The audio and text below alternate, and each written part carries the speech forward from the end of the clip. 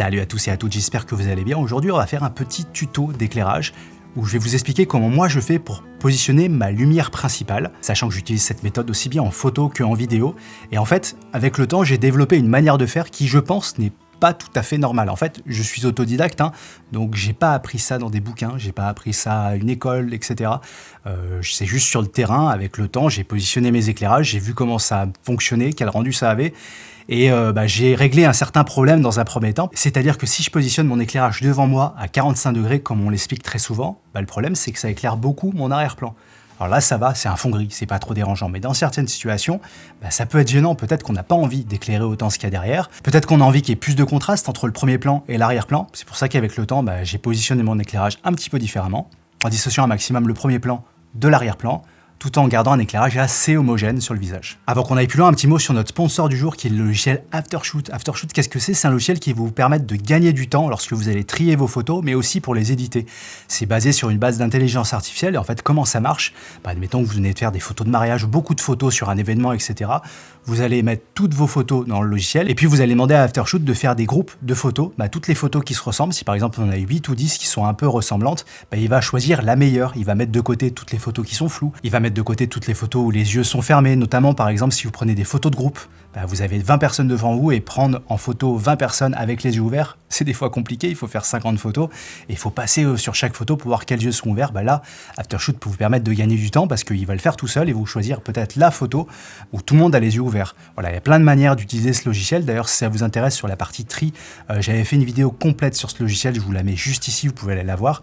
Et puis également, ce logiciel Aftershoot permet de gagner du temps sur l'édition parce que ça va apprendre de votre manière d'éditer vos photos, ça va créer des profils personnalisés. Enfin bon, c'est un gain de temps considérable si vous faites beaucoup de photos, sachant qu'à la sortie de ce logiciel, ça peut très bien vous exporter les photos en format RAW et après vous pouvez aller les utiliser sur votre logiciel habituel, style Lightroom, style Photoshop.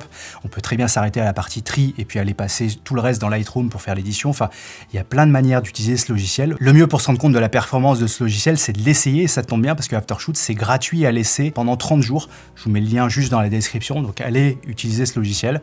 Si vous faites beaucoup de photos, ça peut être un gain de temps considérable pour vous. Revenons-en au sujet du jour et donc l'éclairage. Je vais juste remettre mon éclairage en position standard, c'est-à-dire comme on l'apprend dans les bouquins, à 45 degrés devant le sujet et ça donne ça. Bon, en termes de rendu sur le visage, moi j'aime bien cet éclairage comme ça avec une seule lumière, ça fait le Rembrandt comme ça, bon vu que c'est une vidéo et que je parle, je bouge etc, ça le fait plus ou moins. Sachez que moi j'utilise jamais rien pour déboucher le côté sombre, j'aime bien avoir un peu de contraste quand même sur les visages et ma manière de fonctionner est surtout au plus simple, donc avec un éclairage et puis j'essaye de m'organiser pour que ça fonctionne. Bon, au niveau de l'éclairage sur le visage, moi je trouve que c'est plutôt bien, je regarde juste mon retour mais oui ça a l'air d'être pas mal. Le problème que j'ai c'est derrière, parce que derrière vous pouvez le voir que là, je trouve que c'est un peu trop lumineux. En tout cas, là, c'est un fond gris, donc ça va.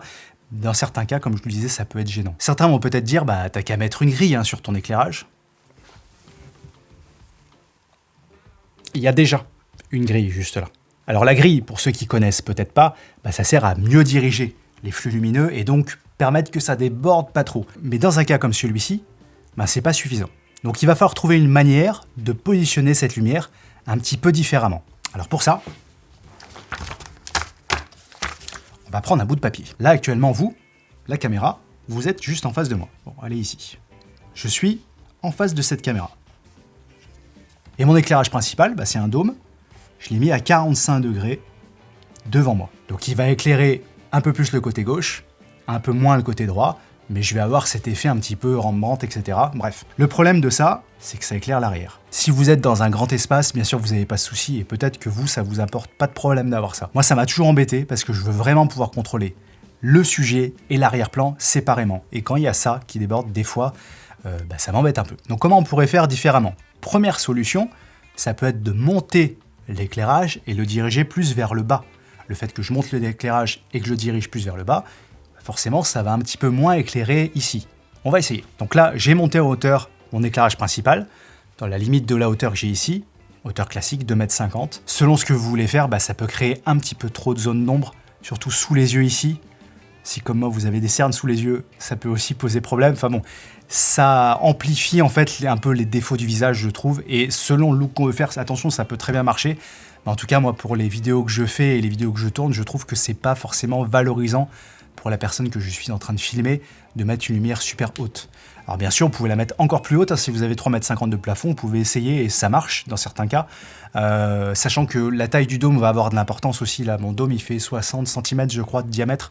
Donc plus vous allez avoir un dôme qui va être grand, plus vous allez avoir une lumière qui va être douce, certes. Mais c'est pas une solution que j'adopte, surtout en vidéo, où le visage va pouvoir bouger et où ça va être plus difficile de contrôler ces ombres-là qu'en photo. En photo, on peut toujours demander au modèle de monter un petit peu la tête, etc. Où ça va permettre d'avoir des ombres qui sont un petit peu plus douces. En vidéo, vu que ça brasse un peu, bah, ça peut être un petit peu plus compliqué. Donc c'est pas quelque chose que j'utilise. En photo, ça m'est déjà arrivé de faire ça. Donc là, ce que j'ai fait, c'est que j'ai enlevé ma grille, d'accord? Et je l'ai mis vraiment, en revanche, juste devant moi. Tout à l'heure, on était positionné à 45 degrés par rapport au sujet, mais en hauteur. Là, en revanche, j'ai fait différemment, vu que j'ai mis mon éclairage vraiment devant moi, d'accord? En revanche, je l'ai mis en hauteur, c'est-à-dire qu'il est en face de moi et dirige vers le bas. Je vous fais juste un plan de côté pour vous montrer en dessin. Donc ça, c'est moi. Ça, ici, c'est la caméra. Vous êtes juste là, d'accord? On va dire sur un trépied. Tac. Ça, c'est le sol. Et donc, l'éclairage, je l'ai mis ici. Et le dôme, il se dirige vers le bas, juste devant moi. D'accord? Si je vous mets vraiment juste devant ici, mais c'est pas du tout le même look par rapport à tout à l'heure. Peut-être que vous allez préférer ça. Dans ce cas-là, bah, faites ça. Mais en revanche, attention, on a toujours le même problème. Si j'avais plus d'espace, bah, je me décalerais plus du mur, j'aurais plus de soucis. Mais en revanche, pour moi, ça, c'est pas une solution. Parce que je trouve que ça éclaire trop l'arrière. Et en plus, le look me convient pas forcément. Du coup, c'est quoi la solution pour moi? Peut-être que ce sera pas une solution pour vous. Mais pour moi, ça a été une solution. Je vous montre déjà en dessin. C'est une vue de dessus, là, que je vous montre. Hein. Donc, il y a la caméra. D'accord? Là, il y a moi. Donc, ça, c'est vous. Ça, c'est moi. Tac, ça filme par là. Ma lumière, plutôt que la mettre comme tout à l'heure, à 45 degrés, comment je vais faire? Bah, je vais la mettre sur le côté. C'est-à-dire qu'elle va être positionnée comme ça. Ça paraît peut-être bizarre, mais ça marche. Exemple. Donc là, l'éclairage est vraiment à côté de moi, légèrement en hauteur, et il se dirige par là-bas. Et moi, c'est un look que j'aime bien. Je regarde juste sur mon retour. Alors, j'enlève juste ça parce que regarde, juste ça, là, ça peut changer un petit peu des choses. Hein. J'aime bien parce qu'il y a une différence entre le côté gauche et le côté droit. J'ai pas trop l'effet des cernes, en tout cas moins que l'éclairage tout en haut. Et puis ça éclaire pas l'arrière-plan. Pas du tout même. Donc là, je vais pouvoir aller m'amuser, peut-être aller développer l'arrière-plan par rapport à ça, sans me soucier de mon éclairage principal. Et en fait, avec le temps, bah, j'ai juste tourné mon éclairage jusqu'à ce que ça n'éclaire plus l'arrière-plan. Et je me suis rendu compte que, bah, en mettant de côté comme ça fonctionne super pour éclairer aussi un visage. Ça fonctionne très bien à condition que votre source de lumière soit assez grande. Et le fait que cette source de lumière soit grande, bah, en fait, moi, quand je m'éclaire mon visage, qui est juste ici, que j'ai mon dôme de lumière qui est là, les rayons qui sont ici vont forcément éclairer beaucoup plus ma joue gauche. Donc là, forcément, ça va également éclairer mon côté droit. Mais étant donné que la distance par rapport à cette partie de l'éclairage est plus éloignée, ça va me faire un dégradé et j'aurai moins de puissance de lumière à droite que à gauche. Et moi, ça me convient bien. Et la source de lumière qui est proche ici de mon visage, bah, elle ne peut pas éclairer à droite, hein, elle ne peut pas passer de l'autre côté du visage. Et avec le temps, bah, j'ai trouvé que c'était pas mal de faire ça. Et en fait, on peut contrôler la quantité de lumière qu'on a à droite en reculant ou en avançant cette lumière. Plus je vais la rapprocher, moins il y aura différence entre la gauche et la droite. Là, j'ai pas triché, hein, l'éclairage, il est toujours dans cette direction. Hein. Il est vraiment perpendiculaire, j'ai envie de dire, entre l'axe, entre la caméra et moi. D'accord? J'ai pas triché, je vais juste maintenant reculer l'éclairage. Il y a beaucoup plus d'écart entre la gauche et la droite qui est quasiment pas éclairée, par rapport à tout à l'heure où la lumière était plus proche. Donc en fait, vous allez pouvoir contrôler le côté droit juste avec la proximité de la lumière. Vous pouvez vous amuser aussi à l'avancer un petit peu par rapport à vous, dans cet axe-là. On peut très bien toujours avoir l'éclairage qui est perpendiculaire par rapport à vous, mais l'avancer un petit peu, et puis voir le résultat que ça donne. Et ce qui est très important quand vous positionnez de cet éclairage, c'est tout bête, mais regardez ce qui se passe sur le sujet que vous êtes en train d'éclairer. Regardez pas que dans la caméra, regardez en vrai, voir un petit peu les ombres que ça va créer, etc. Et faites le look qui vous plaît. D'accord? Moi, une fois que j'ai cet éclairage-là, ce que j'aime bien si c'est possible, c'est décorer un peu le fond, mettre aussi une petite backlight histoire de détacher un petit peu le sujet du fond. Et au final, ça donne ce look-là. Donc c'est pas forcément une manière conventionnelle d'éclairer un sujet. Souvent, c'est soit à 45 degrés, souvent c'est devant aussi, comme je vous l'ai montré à un moment donné. Peut-être que ça a un nom, cette manière d'éclairer. Si c'est le cas, bah, je suis sûr qu'elle est déjà dans la zone de commentaires. Dans ce cas-là, je me ferai un plaisir de découvrir ce terme-là. En tout cas, j'espère que cette vidéo vous aura plu, vous aura intéressé et vous aura été utile. Si vous avez la moindre question sur la manière d'éclairer, etc., sur ce que j'ai abordé dans cette vidéo, n'hésitez pas à me la poser dans les commentaires, je me ferai un plaisir de vous lire et de vous répondre.